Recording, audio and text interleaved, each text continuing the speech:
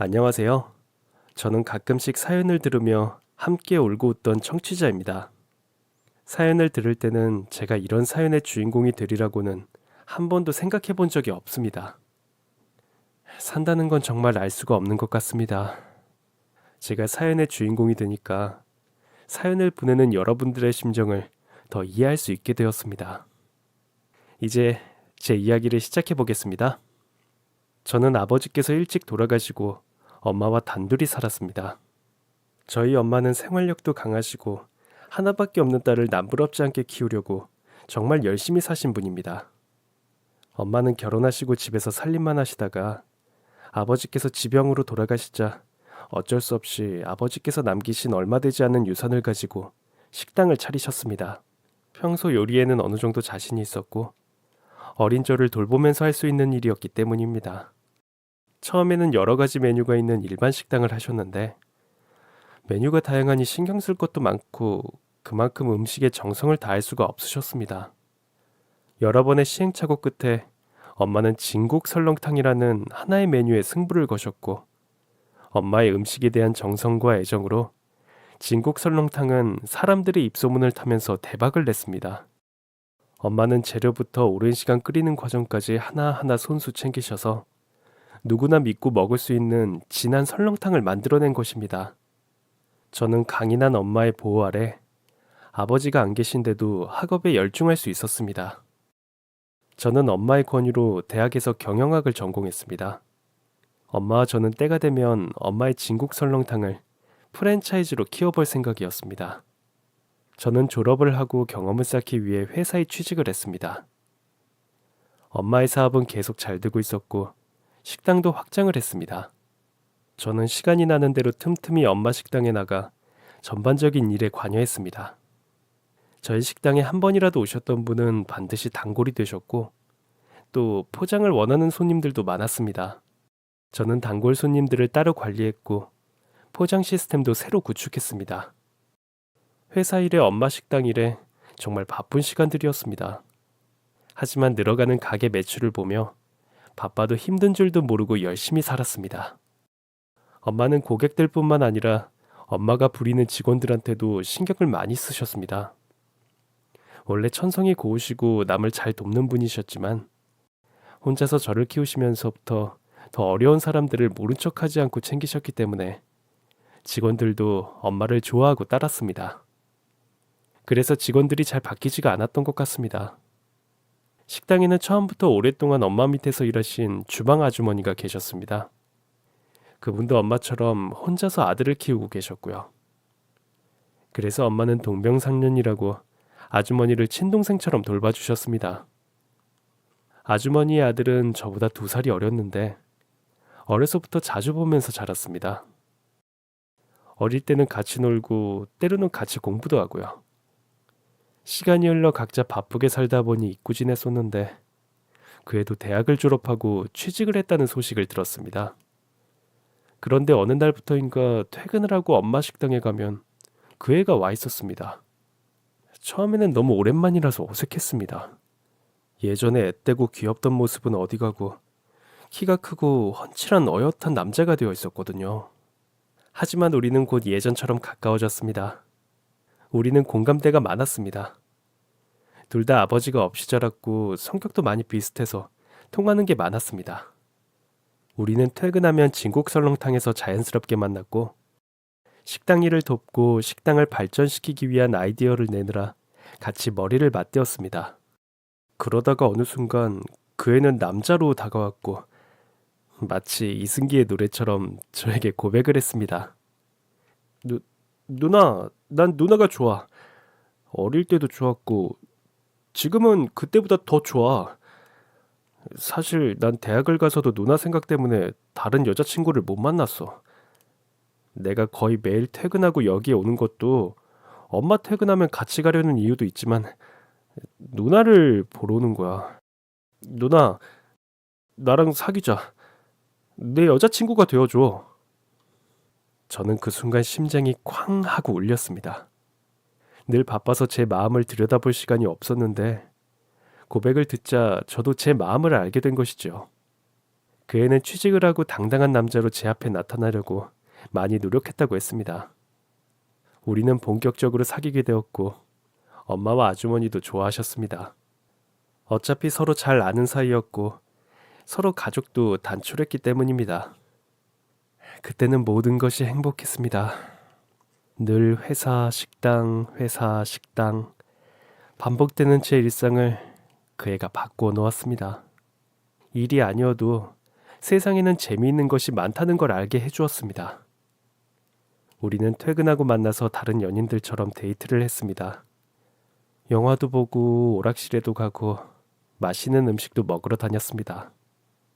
그러면서도 빼놓지 않았던 것 한 가지는 다른 설렁탕집을 순회하는 것이었습니다.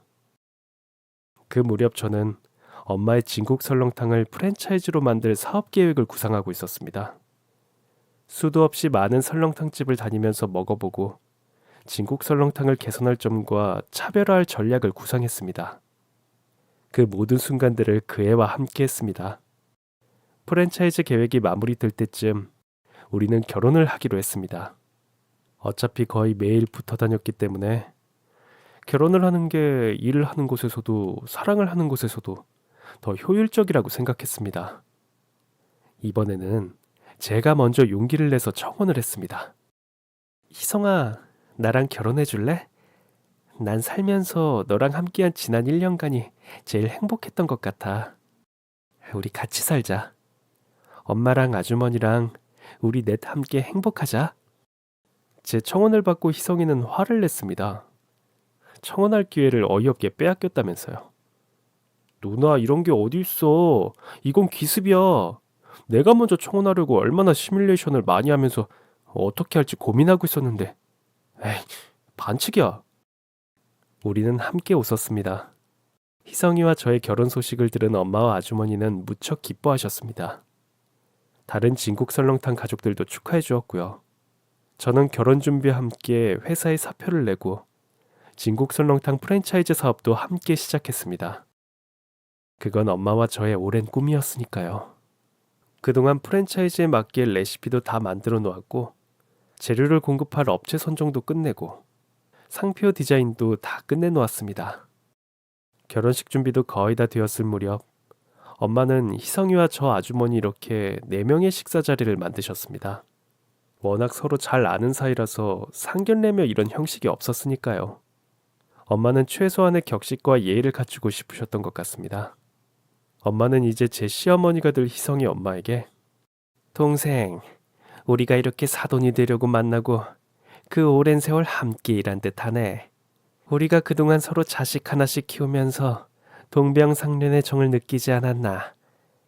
난 아들을 하나 얻었다 생각할 테니 동생도 딸을 하나 얻었다 생각하고 내 딸 잘 부탁하네. 라고 말했습니다. 그러자 시어머니도 어머 언니 당연하죠. 두 말하면 입 아파요. 하시며 웃으셨습니다. 엄마는 동생도 이번에 내가 진국 설렁탕 프랜차이즈 창업하는 거 알지? 동생이 2호점을 맡아서 해봐. 그동안 내 밑에서 열심히 일해준 것도 고맙고 또 내 딸 잘 봐달라고 사돈한테 뇌물 주는 거야. 진국 설렁탕 레시피도 다 공유할 거고 재료상도 다 준비됐으니까 동생은 그동안 하던 대로 내가 했던 것처럼만 하면 실패하지 않을 거야. 모든 비용은 걱정 말고 동생 2호점을 시작으로 진국 설렁탕 3호점, 4호점 계속 나올 거야. 하시며 시어머니 손을 꼭 잡으셨습니다. 시어머니는 너무 좋아 어쩔 줄 몰라 하며 언니, 아니 사돈어른 너무 감사합니다. 라며 눈물을 훔치셨습니다. 두 어머니의 모습을 보는 희성이와 저도 손을 꼭 잡고 기뻐했습니다. 희성이와 전 겨울에서 봄으로 넘어가는 꽃피는 봄의 부부가 되었습니다. 우리의 삶도 꽃피는 봄날이 계속되기를 소원하면서요. 그렇게 결혼을 하고 희성이는 계속 회사에 다니고 저는 새로 차린 회사 일로 바빴습니다. 가맹점 홍보도 해야 했고 여러 법률적인 문제며 해야 할 일이 늘 많았습니다. 그래도 희성이와 전 짬짬이 시간을 같이 보냈고 그 시간들은 소중하고 행복했습니다. 시어머니께서 운영할 진국 설렁탕 2호점은 희성이와 제가 결혼해서 살 집과 시어머니 집의 중간쯤 목 좋은 곳에 오픈하기로 했습니다. 엄마가 운영하는 본점은 언제나 매출 1위에 고객들 만족도도 항상 1위였습니다. 가맹점도 벌써 10곳이 되었습니다. 그런데 시어머니께서 운영하시는 2호점 매출이 늘 제자리이거나 오히려 떨어지는 달도 있었습니다.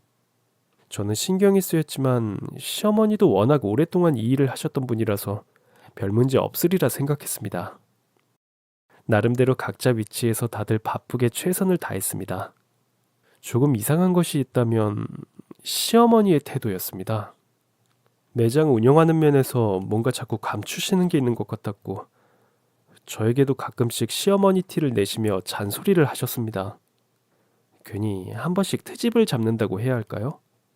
느닷없이 전화를 해서 요즘 희성이 밥은 잘 먹고 다니냐? 남편한테 신경 써라. 바쁘다고 남편 소홀히 하면 안 된다 등등. 별로 기분 좋은 소리는 아니었지만 시어머니니까 그럴 수 있다고 넘겼습니다. 그런데 결혼 2년차 여름에 절대로 일어나서는 안 될 일이 일어나고 말았습니다. 남편이 교통사고로 세상을 떠나고 말았습니다. 남편은 회사 업무차 지방에 출장을 갔다가 돌아오는 길에 자동차가 빗길에 미끄러져 마주오는 차와 충돌해서 그만 사고가 나고 말았습니다. 남편은 곧 병원으로 옮겨졌지만 부상이 워낙 심해서 제대로 손도 못 써보고 세상을 떠나고 말았습니다. 저한테 마지막 인사도 없이요. 사고 소식을 듣고 병원으로 달려갔을 때는 희성이는 이미 싸늘한 주검이었습니다. 불과 몇 시간 전 제가 너무 보고 싶다며 빨리 오겠다던 희성이의 따뜻한 목소리가 아직도 귓가에 쟁쟁했습니다. 저는 현실감도 없고 뭘 어찌해야 할지 그저 넋놓고 울고만 있었습니다. 뒤늦게 엄마와 시어머니께서 병원에 도착하셨습니다. 두 분 다 이 상황을 받아들이지 못하셨고 시어머니는 급기야 쓰러지셨습니다. 평생을 과부로 아들 하나 바라보시고 사셨으니 무리도 아니었습니다. 저는 남편의 장례를 무슨 정신으로 치렀는지 모를 지경이었습니다. 친정엄마도 너무 가슴 아파하시고 무슨 대물림을 할 거라고 하나밖에 없는 딸마저 당신 팔자를 닮았다고 어이없게도 당신 탓을 하셨습니다. 남편을 그렇게 어이없게 허망하게 보내고 저는 살아갈 기운을 잃었습니다. 그런데도 마음과 다르게 때가 되면 배가 고프고 밤이 되면 잠이 오고 그러더라고요. 참 산다는 게 어이없었습니다. 남편 장례를 무사히 치르고 남편 사무제 날이었습니다. 저는 친정엄마가 아버지 제사를 항상 정성껏 모시는 걸 보았기 때문에 저도 남편 사무제를 집에서 준비했습니다. 장례를 치르고 지내는 마지막 제사였죠. 아직도 집안에 희성이의 흔적이 곳곳에 남아있는데 제사를 지내려 하니 눈물이 뚝뚝 떨어졌습니다. 간결하지만 제 온 마음과 사랑을 담아서 제사 준비를 하고 있었는데 시어머니께서 오셨습니다. 어머니는 아직 충격에서 벗어나지 못하셨는지 평소보다 훨씬 기운이 없어 보이셨습니다. 그런 어머니와 같이 음식을 준비하고 있는데 어머니는 그 기운 없어 보이는 몸에서 갑자기 무슨 힘이 난 건지 저를 도끼 눈으로 쳐다보시며 남편 잡아먹은 년, 내 아들 돌려내. 네가 희성이 보고 빨리 오라고 했지? 그래서 희성이가 집에 빨리 오려다가 사고가 난 거 아니야? 하시며 제 명치깨를 주먹으로 퍽퍽 치시는 거였습니다. 저는 당황스럽기도 했지만 한편으론 어머니 마음이 이해가 됐기 때문에 가만히 맞고만 앉아서 엉엉 울었습니다. 그러고도 어머니는 분이 안 풀리셨는지 계속 저에게 막말을 해댔습니다. 그러던 차에 친정엄마가 오셨습니다. 그러자 시어머니는 아무 일도 없었다는 듯 저희 엄마를 공손히 맞고 제사 준비를 했습니다. 저도 아무 말 없이 제사상을 차려 남편에게 마지막 인사를 하고 남편을 조용히 떠나보냈습니다. 시간이 약이라고 산 사람은 살아야 하니까 저는 두 어머니를 챙기며 다시 열심히 일에 매달렸습니다. 남편 생각을 덜 하기 위해서라도 죽도록 일에 매달렸습니다. 몸이 바쁘니까 집에 가면 그냥 쓰러져서 자는 날이 반복되었습니다. 그런 저를 보는 시어머니 시선이 곱지 않았습니다. 시어머니 눈에는 제가 벌써 죽은 남편은 뒷전이고 돈 버는 일에만 열중하는 것처럼 보여지는 것 같았습니다. 한 번씩 제게 고약하게 구셨습니다. 그냥 무슨 일이든 트집을 잡아서 화풀이를 하셨습니다. 저는 처음에는 어머니의 그런 행동들을 다 받아주었지만 더는 그런 모욕을 견디기 힘들었습니다. 어느 날 시어머니께서 갑자기 저희 집에 쳐들어와서 여기저기를 뒤지며 너는 벌써 우리 희성이 물건을 싹 다 치운 거니? 넌 우리 희성이를 벌써 잊었어? 참 냉정하기도 하다. 어떻게 그렇게 아무렇지도 않게 일에 열중할 수 있어? 죽은 내 아들만 불쌍하지. 결혼을 잘못했어. 그래서 애 인생이 꼬인 거야. 아유, 내가 그때 반대했어야 되는데. 나이도 더 많은 며느리를 받아줬더니 내 아들 앞세우고 저만 멀쩡히 살아있네. 아이고, 아이고. 하시며 말도 되지 않는 어깃장을 늘어놓았습니다. 저는 어머니, 도대체 저한테 왜 그러세요? 자식 앞세운 어머니도 힘드시겠지만 사랑해서 평생을 함께하고 싶어서 결혼한 저는 어떻겠어요. 겨우 2년밖에 못 살고 남편을 먼저 보낸 제 심정은 어떻겠냐고요. 제가 왜 회사 일에만 매달리겠어요. 바쁘지 않으면 제가 숨을 쉴 수가 없기 때문이에요. 희성이 물건 왜 치웠냐고요? 매일 희성이 물건 보면서 제가 어떻게 견디겠어요. 물건만 덩그러니 있고 희성이가 제 옆에 없는데요. 그리고 어머니, 저보고 남편 잡아먹은 년이라고 욕하시는데 그럼 어머니는 남편 잡아먹으셔서 지금 혼자세요? 아무리 희성이가 그립고 보고 싶어도 희성이를 생각하신다면 저한테 이러시면 안 되죠. 어머니는 드디어 네 본성이 나오는구나. 어디서 시애미한테 따박따박 말대꾸하면서 대들어? 이러시는 겁니다. 저는 어머니, 그만 제 집에서 나가주세요. 어머니나 저나 오늘은 그만하는 게 좋겠어요. 라고 말씀드렸더니 어머니는 이게 왜 네 집이야? 우리 희성이 집이지. 희성이 집이면 내 집이기도 하고, 응? 어디서 겨우 2년 살고 내 아들 집을 네가 꿀꺽하는데 손주가 있는 것도 아니고. 너 도대체 며느리 노릇한 게 뭐 있어? 왜 2년이라는 시간이 있었는데도 손주 하나 못 낳은 거야? 응? 왜 우리 희성이 새끼 하나 없는 거냐고? 하면서 고래고래 소리를 지르셨습니다. 그런데 그때 친정엄마께서 저희 집에 잠깐 들리셨다가 이 모든 광경을 지켜보고 말았습니다. 친정엄마는 그동안 딸이 시어머니에게 이런 수모를 받는지 모르고 계시다가 두 눈으로 직접 목격을 하고 만 것입니다. 평소에 시어머니는 엄마 모르게 저를 구박하다가도 엄마를 보면 순한 양같이 굴었는데 그날은 이미 엎질러진 물이라고 생각했는지 친정엄마를 보시고도 눈 하나 안 깜빡거리고 난리를 피우셨습니다. 마치 작정을 하신 것 같았습니다. 시어머니는 희성이는 핑계고 대놓고 재산 이야기를 했습니다. 집이며 남편 보험금 같은 것들 이야기를 하셨습니다. 친정엄마는 평소 큰소리 한번 내는 법이 없으신 분이고 항상 겉과 속이 한결같았던 분이셨기 때문에 시어머니의 이런 모습을 보고 충격을 받으셨습니다. 엄마는 일단 날뛰는 시어머니를 진정시키시려고 사돈, 아니 동생, 희성엄마, 자네 왜 이러는가? 평소 내가 알던 사람이 아니잖나. 내가 없을 때는 항상 이런 식이었나?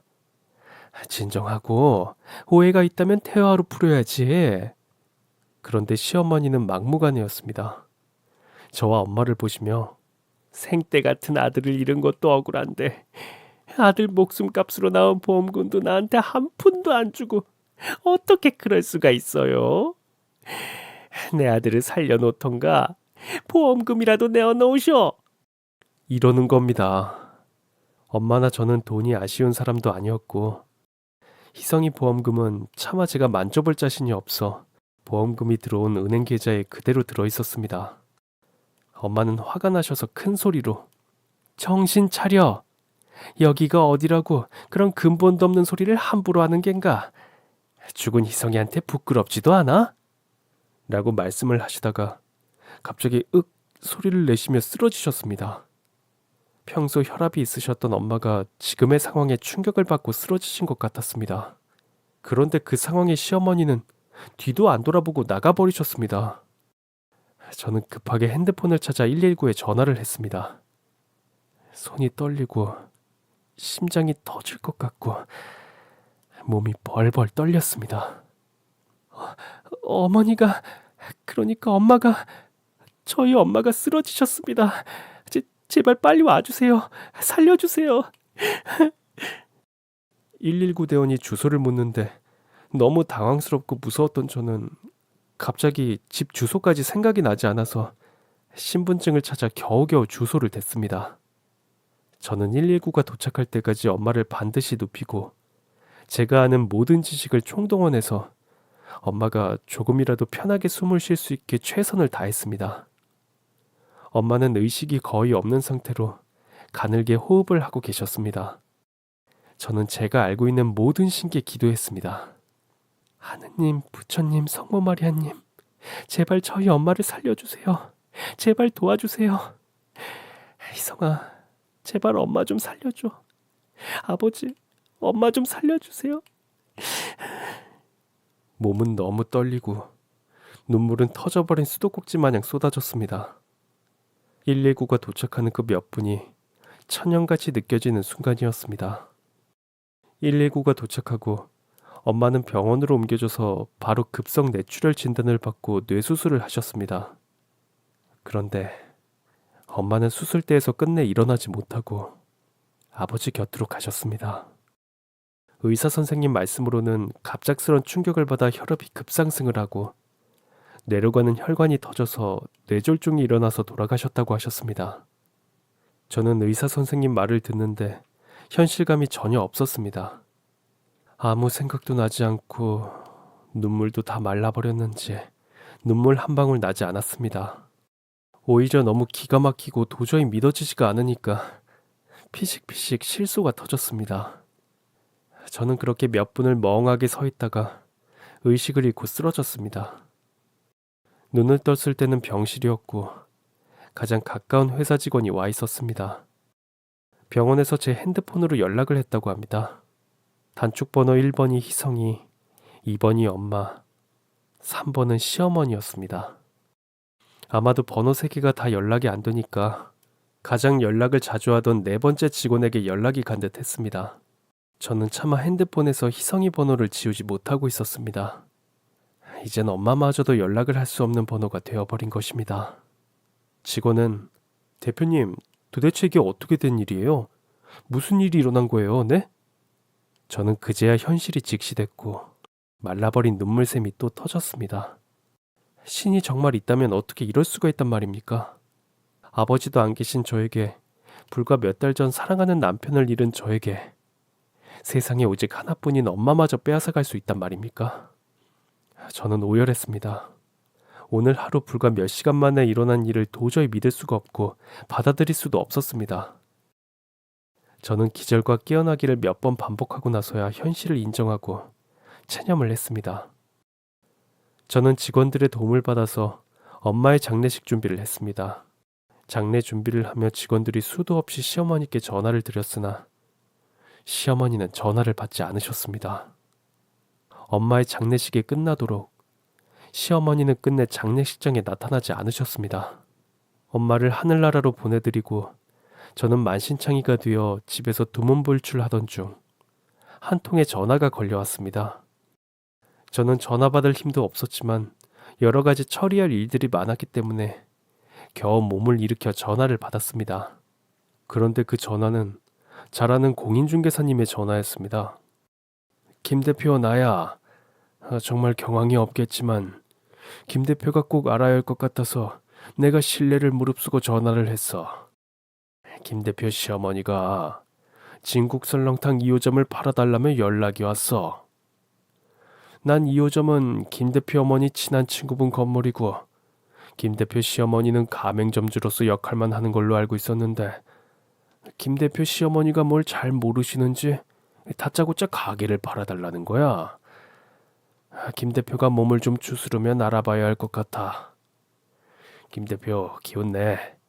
산 사람은 살아야지. 하며 전화를 끊으셨습니다. 저는 전화를 끊고 잠깐 머릿속으로 상황을 정리했습니다. 어처구니 없는 이야기에 오히려 슬픔에 빠져 흐렸던 정신이 맑아지는 기분이었습니다. 엄마가 쓰러져서 돌아가신 것도 어찌 보면 시어머니의 책임이 전혀 없다고 할 수 없는데, 시어머니는 엄마의 장례식장에도 나타나지 않고 엄마가 돌아가시자마자 엄마의 선의로 얻게 된 가게를 저 몰래 처분하려고 했다는 사실에 저는 도저히 시어머니를 용서할 수 없겠다는 생각이 들었습니다. 희성이를 생각해서라도 시어머니를 용서할까 했었는데 일말의 동정심조차 사라져버렸습니다. 저는 정신을 차리고 일어나서 억지로 밥을 먹고 며칠 만에 깨끗이 목욕도 한 뒤 깔끔한 검정색 정장을 꺼내어 입었습니다. 그리고 엄마 친구분 이름으로 된 건물 등기부 등본과 시어머니 이름으로 된 가맹점 점주 계약서를 챙겨서 시어머니 집으로 갔습니다. 시어머니는 저를 보자 깜짝 놀라 "네가 여기 웬일이니? 듣자하니 친정엄마 장례식 치른 지도 얼마 안 될 것 같은데 슬픔에 잠겨 있어도 모자랄 판에 그렇게 멀쩡한 얼굴과 차림새로 여기까지 웬일이야?" 라고 말했습니다. 저는 어머니 덕분에 제가 정신을 차렸어요. 사랑하는 남편을 잃은 지도 얼마 되지 않아 당신 같은 파렴치한 사람 때문에 세상에서 둘도 없는 제 목숨까지도 줄 수 있는 엄마를 잃고 저도 살고 싶지 않았어요. 그런데 당신이 저를 정신 차리게 하네요. 평생 엄마 은혜를 받고 산 당신이 어떻게 그럴 수가 있죠? 진국 설렁탕 2호점을 팔아달라고 부동산에 내놓으셨다고요? 마치 우리 엄마의 죽음을 기다렸다는 듯이. 게다가 한때는 엄마와 동고동락하는 동료였고 한때는 사돈지간이었는데 어떻게 엄마의 장례식장에 얼굴 한 번 안 비추고 등 뒤에서 이런 짓을 꾸밀 수가 있어요? 당신이 사람이에요? 나중에 희성이 얼굴을 어떻게 보시려고 그러세요? 그리고 우리 엄마가 돌아가신 건 당신한테도 일말의 책임이 있지 않나요? 그날 우리 집에서 당신이 나한테 그런 수모를 주지만 않았어도, 우리 엄마가 그 현장을 목격하지만 않았어도 혈압이 급격히 올라 엄마가 뇌출혈로 쓰러지실 일은 없었을 테니까요. 당신을 원망도 하고 싶었지만 아들을 잃은 당신 마음도 오죽할까 싶어 희성이를 봐서라도 덮고 넘어가려고 했는데 도저히 당신을 용서할 수가 없네요. 하며 저는 진국설렁탕 건물 등기부 등본과 진국설렁탕 프랜차이즈 가맹 계약서를 시어머니 면상에 뿌렸습니다. 시어머니는 놀라며 더듬더듬 서류들을 챙겼습니다. 그런데 시어머니는 너무 무식해서 등기부 등본이나 가맹 계약서를 보고도 그게 무슨 뜻인지 이해를 하지 못했습니다. 저는 진국설렁탕 2호점 건물은 엄마의 가장 친한 친구분 건물이고 엄마에게 무상으로 사용할 수 있게 해준 거예요. 당신은 진국설렁탕 2호점 가맹점주로서의 권리만 가지고 있는 거라고요. 저희 엄마가 당신을 안쓰럽게 여겨 당신에게 2호점을 운영할 수 있는 기회를 준 거고요. 그런데 제가 자세히 알아보니 당신 마음대로 재료상도 바꿔 싸구려 재료를 갖다 쓰고 레시피도 당신 멋대로 바꾸어서 진국설렁탕의 위상을 떨어뜨렸더군요. 이와 같은 이유로 당신과의 가맹 계약을 파기하고 그동안 가맹점주 자리에 있으면서 진국설렁탕의 평판을 해치고 매출에 악영향을 끼친 것에 대한 손해배상을 청구하겠어요. 시어머니는 얼굴이 파래지면서 벌벌 떨며 서류 한 번을 보고 저를 한 번 보다가 얘야, 네가 뭔가 오해를 크게 하고 있구나. 나는 그런 게 아니고 내가 장례식에 못 간 거는 나 때문에 사돈 어른이 쓰러진 것 같아 너무 죄스럽고 무서워서였단다. 가맹점 2호를 팔아달라고 한 것은 네가 나를 모른 척할까봐 내 나름대로 마련한 나의 자구책이었어. 제발 한 번만 봐주겠니? 저기 그래. 너와 희성이와의 인연을 생각해서라도 한 번만 용서해다오. 내가 가진 것도 없는데 손해배상이라니. 아유. 이러시는 겁니다.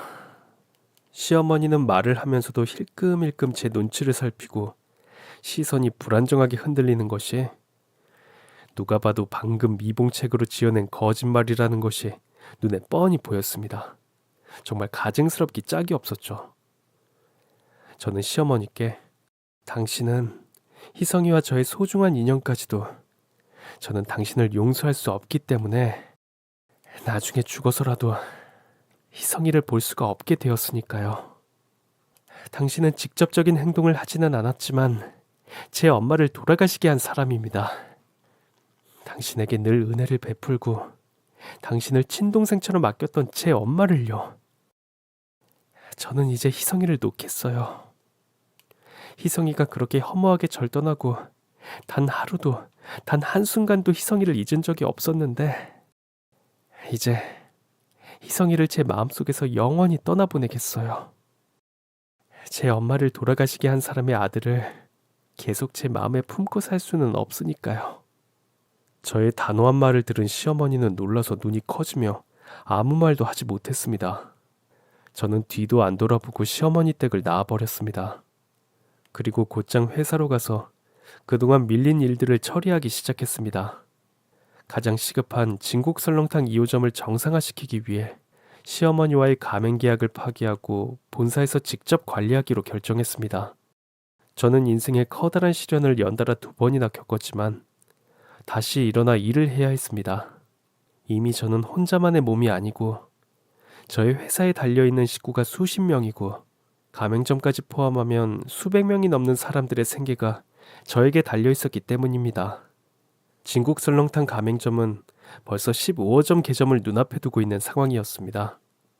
진국 설렁탕 프랜차이즈화는 돌아가신 엄마의 수건 사업이기 때문에 저는 엄마의 유지를 받들어 진국 설렁탕을 잘 키워 나중에 엄마를 만났을 때 우리 딸 장하다. 엄마 없이도 잘해왔더구나 라는 말을 듣고 싶었습니다. 지금이라도 당장이라도 저는 엄마가 너무 보고 싶지만 이 생에서의 남은 일을 멋지게 마무리하고 당당히 엄마를 만날 것입니다. 지금까지 저의 긴 사연 들어주셔서 감사합니다.